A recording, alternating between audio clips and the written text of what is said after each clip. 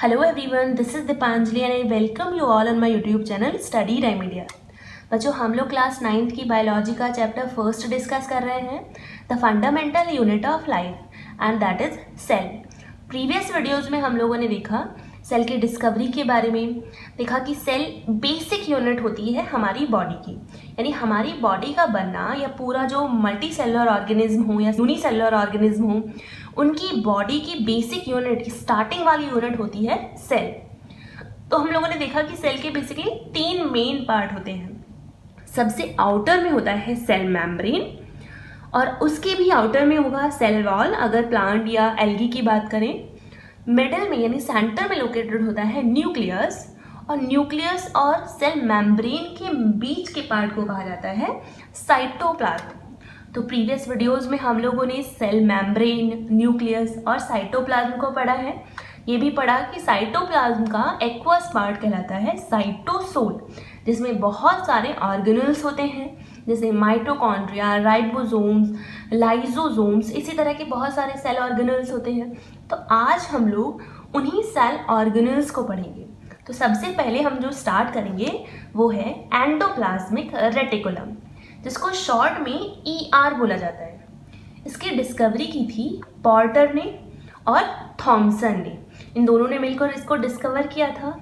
अब जैसा कि आप लोग देख ही सकते हो, सेल में ये एंडोप्लाज्मिक रेटिकुलम न्यूक्लियस के साथ लगे हुए ट्यूब्स का या ट्यूब्यूल्स का नेटवर्क होता है, यानी बहुत सारी ट्यूब्स होती हैं, ट्यूब्यूल्स होती हैं, उनका एक नेटवर्क सा बिछा हुआ रहता है। न्यूक्लियस से स्टार्ट होता है और सेल के एंड तक पहुंच जाता है, यानी कि सेल मेम्ब्रेन तक पहुंच जाता है। इन्हीं ट्यूब्यूल्स को हम लोग एंडोप्लाज्मिक रेटिकुलम कहते हैं। यही इसी नेटवर्क को पूरा जो छाया हुआ है, इसी को ही हम लोग एंडोप्लाज्मिक रेटिकुलम कहते हैं। अब इसमें ये जो ट्यूब्यूल्स आप लोग देख सकते हो, इनको कहा जाता है सिस्टर्ने। हर एक ट्यूब्यूल को सिस्टर्ने बोला जाता है और उसके अंदर जो लिक्विड भरा हुआ रहेगा, जो आप लोग देख ही सकते हो, उसको बोला जाता है, यानी इन ट्यूब्यूल्स के अंदर जो पार्ट होगा दैट इज ल्यूमेन। ल्यूमेन कहा जाता है उसको। अब आप देख रहे हो कि ये अलग अलग स्ट्रक्चर हैं, यानी ट्यूब्यूल्स तो हैं न्यूक्लियस से लगे हुए, कुछ ट्यूब्यूल्स में ग्रैनुअल या ग्रैनुलर की स्ट्रक्चर होती है, यानी कि उनमें ऐसे दानेदार धंसा हुआ रहता है, जैसे कि आप देख रहे हो यहाँ पर। ये है एंडोप्लाज्मिक रेटिकुलम, लेकिन रफ एंडोप्लाज्मिक रेटिकुलम। और जिनमें ऐसा नहीं होता है वो होते हैं स्मूथ एंडोप्लाज्मिक रेटिकुलम।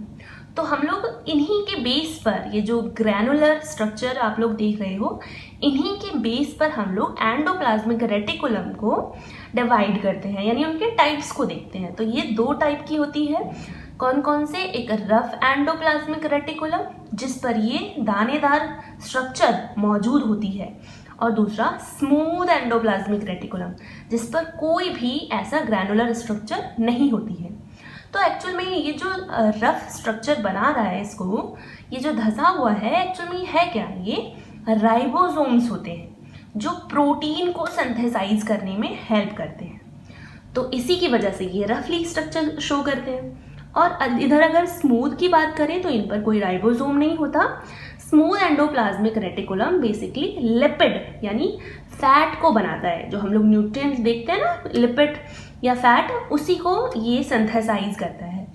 तो रफ एंडोप्लाज्मिक रेटिकुलम में राइबोसोम प्रोटीन सिंथेसाइज करेगा और स्मूथ एंडोप्लाज्मिक रेटिकुलम लिपिड का सिंथेसाइज करते हैं। अब अगर फंक्शन देखें हम लोग, तो फर्स्ट है form supporting skeleton framework of the cell, यानी किसी भी सेल को ये एंडोप्लाज्मिक रेटिकुलम एक तरह का फ्रेमवर्क यानी कि स्केलेटन, उसकी शेप को बरकरार रखने में हेल्प करती है। किसी भी सेल की शेप को मेंटेन रखने के लिए ये स्केलेटन की तरह बिहेव करती है। हमारी बॉडी में भी स्केलेटन सिस्टम होता है, तो ये उसी की तरह बिहेव करेगी, उसको शेप प्रोवाइड करेगी। दूसरा, pathways of distribution of nuclear material from one cell to another, यानी कि बहुत सारी सेल्स होती हैं जो आपस में कनेक्टेड रहती हैं। जैसे ये एक सेल है, इसके पास एक और सेल लगी हुई रहेगी, और बहुत सारी सेल्स होती हैं। मल्टी सेलुलर में तो बहुत ही सारी होती हैं। अब इनमें सेल टू सेल आपस में इंटरसेलुलर चीज़ों का ट्रांसफ़र करना होता है, तो वो किसकी मदद से होता है? इन्हीं एंडोप्लाज्मिक रेटिकुलम की मदद से। और इसके अलावा न्यूक्लियस से कुछ चीज़ अगर हमें साइटोप्लाज्म में भेजनी है तो वो भी इसी की मदद से होता है। साइटोप्लाज्म से न्यूक्लियस के अंदर जानी है, यानी कि इंट्रासेल, अगर सेल के अंदर भी होने वाली जो ट्रांसफ़र का काम है वो भी इन एंडोप्लाज्मिक रेटिकुलम की वजह से होता है। और सेल से दूसरी सेल में ट्रांसफ़र का काम भी एंडोप्लाज्मिक रेटिकुलम की हेल्प से होगा।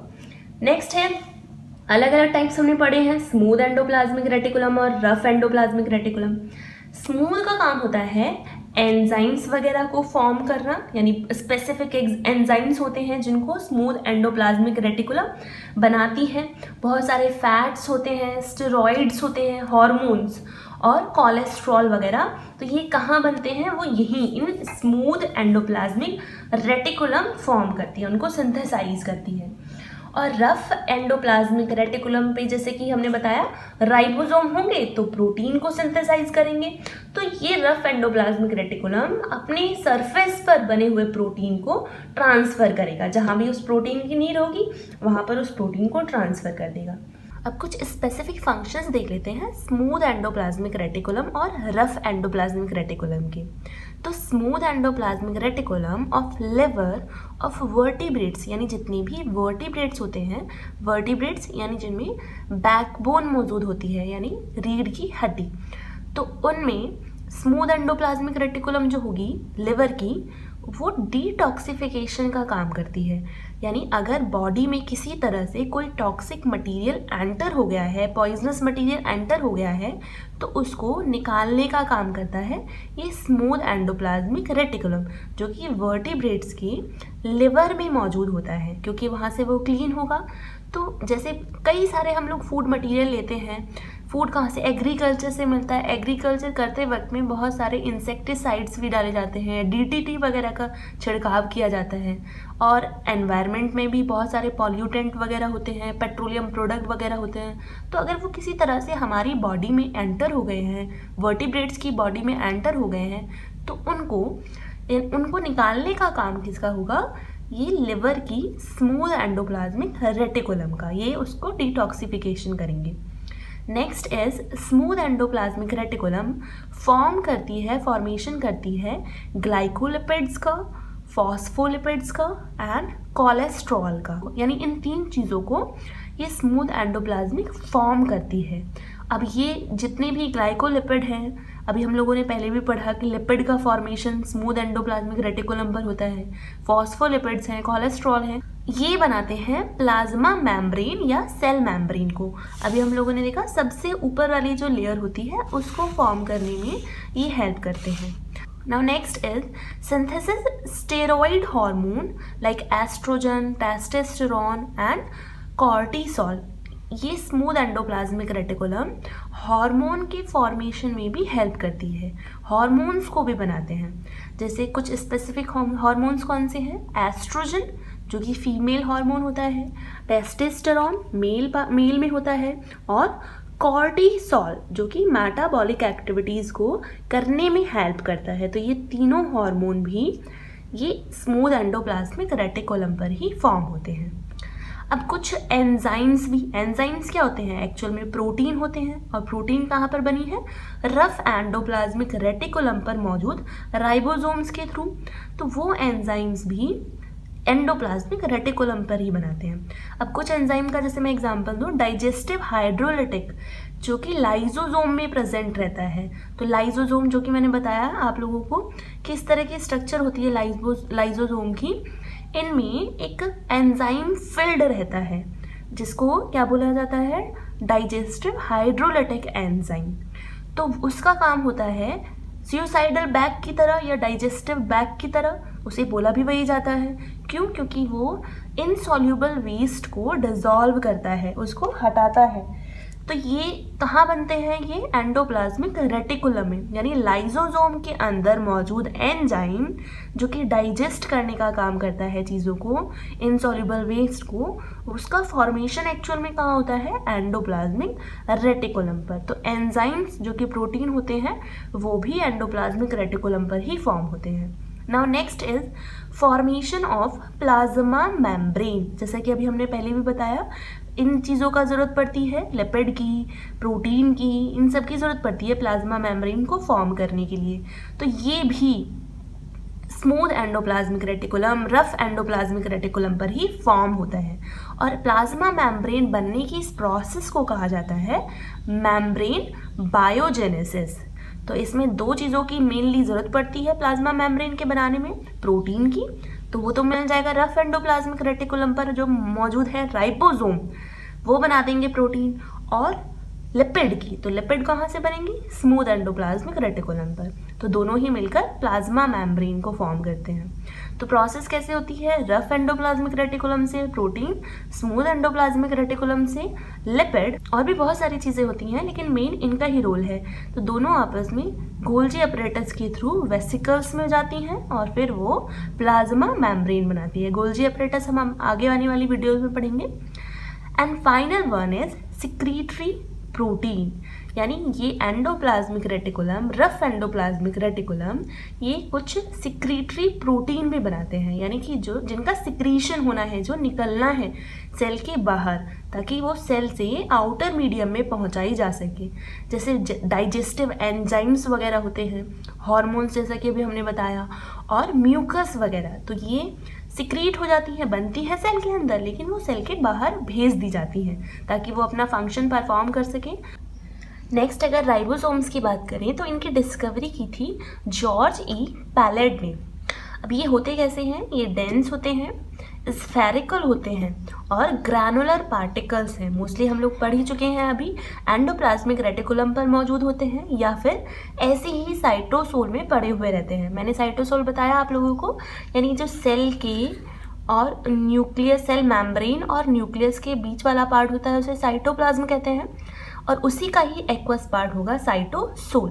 तो उसमें ये पड़े हुए रहेंगे या फिर एंडोप्लाज्मिक रेटिकुलम जो होती है उस पर, या रफ एंडोप्लाज्मिक रेटिकुलम पर लगे हुए रहते हैं, ग्रैनुलर पार्ट है। मेन कॉन्स्टिट्यूएंट क्या होता है उनका, आरएनए एंड प्रोटीन, यानी राइबोसोम खुद किसके बने होते हैं, आरएनए के और प्रोटीन के, और प्रोटीन को ही ये सिंथेसाइज करते हैं। राइबोसोम पर कोई मेम्ब्रेन नहीं होती है, किसी भी मेम्ब्रेन से बाउंडेड नहीं होते हैं। प्रोकैरियोटिक में भी होते हैं ये, और यूकैरियोटिक सेल में भी मौजूद होते हैं। प्रोकैरियोटिक, यूकैरियोटिक हम लोग प्रीवियसली पढ़ चुके हैं, आप लोग वीडियोस देखना चाहो तो प्लेलिस्ट में आप लोगों को मिल जाएगी। प्रोकैरियोटिक जिनमें न्यूक्लियस के चारों तरफ कोई मेम्ब्रेन नहीं होती है, न्यूक्लियस बिखरा हुआ रहता है साइटोप्लाज्म में, और यूकैरियोटिक जिसमें न्यूक्लियस के चारों तरफ वॉल होती है, न्यूक्लियर मेम्ब्रेन होती है, तो बाउंडेड रहता है, सेपरेट रहता है साइटोप्लाज्म से। अब प्रोकैरियोटिक में कौन से तरह का राइबोसोम होता है, 70S, एंड यूकैरियोटिक में 80S। ये भी फर्दर टाइप्स हैं राइबोसोम्स के, 70S type and 80S type. ये भी हम लोग आगे आने वाली वीडियोस में पढ़ेंगे जैसे जैसे आपकी क्लासेस बढ़ेंगी। अब फंक्शंस देख लेते हैं। तो सबसे इम्पॉर्टेंट और मेन फंक्शन तो यही है कि प्रोटीन को सिंथेसाइज करता है, प्रोटीन को बनाने का काम करता है with the help of RNA. RNA जो कि इसमें खुद में प्रेजेंट है उससे। तो ये इस कुछ तरह की स्ट्रक्चर होती है जिसमें कि ये दो सब यूनिट होती हैं राइबोसोम की, एक लार्ज सब यूनिट और दूसरा स्मॉल सब यूनिट। तो ये है हमारा mRNA, messenger RNA, transfer RNA जो कि पेप्टाइड चेन से लगा हुआ है, अमाइनो एसिड जो प्रोटीन का ही फर्दर पार्ट है। तो ये कुछ इस तरह की स्ट्रक्चर होती है राइबोसोम की। तो इसका डिटेल में आप लोग 11th क्लास में या 12th क्लास में पढ़ेंगे। बाकी यहाँ पर सिर्फ यही कि सिंथेसाइज होती है प्रोटीन की, खुद बना होता है आरएनए और प्रोटीन से, कोई मेम्ब्रेन से बाउंड नहीं होता, और प्रोकैरियोटिक और यूकैरियोटिक दोनों में मिलता है, सिवाय आरबीसीज के। जो मैमेलियंस होते हैं, मैमल्स होते हैं, उनकी आरबीसी में ये राइबोसोम नहीं होता।